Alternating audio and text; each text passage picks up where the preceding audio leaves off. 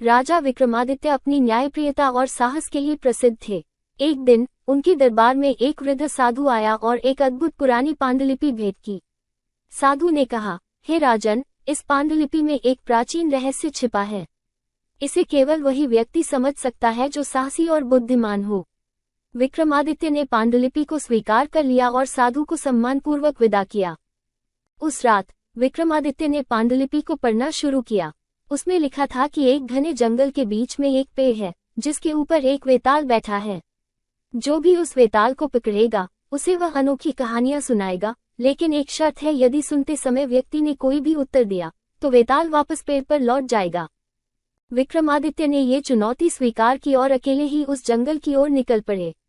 उन्होंने कई रातें उस जंगल में बिताई और अंततः उस पेड़ को खोज निकाला। जैसे ही उन्होंने वेताल को पकड़ने की कोशिश की, वेताल ने एक बार फिर अपनी कहानियों का सिलसिला शुरू कर दिया। वेताल ने कहानी सुनानी शुरू की। एक बार की बात है, एक राजकुमार और एक राजकुमारी एक दूसरे से बहुत प्यार करते थे, लेकिन उनकी शादी में एक समस्या थी। राजकुमारी के पिता ने एक शर्त रखी थी कि जो भी राजकुमार उसकी बेटी से शादी करना चाहता है, उसे 3 असंभव कार्य करने होंगे।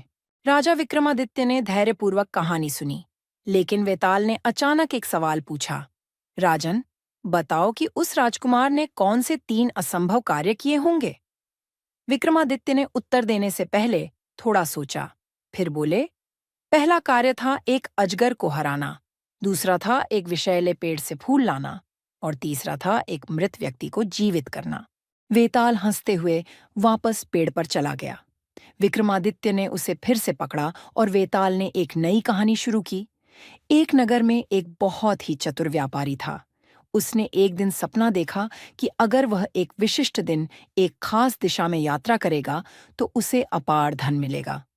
विक्रमादित्य ने कहानी को ध्यान से सुना, लेकिन फिर से एक सवाल आया, राजन, बताओ कि व्यापारी ने किस दिशा में यात्रा की और क्या उसे वास्तव में धन मिला?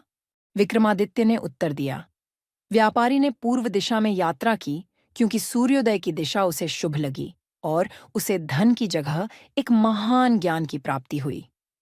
इस बार वेताल मुस्कुराया और बोला, राजन, तुम्हारी बुद्धिमत्ता और साहस अद्वितीय है। तुमने सभी सवालों का सही उत्तर दिया है।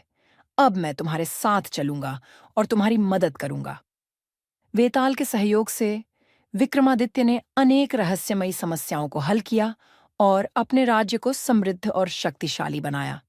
दोनों की मित्रता और साहस की कहानियां आज भी लोगों के बीच जीवित हैं।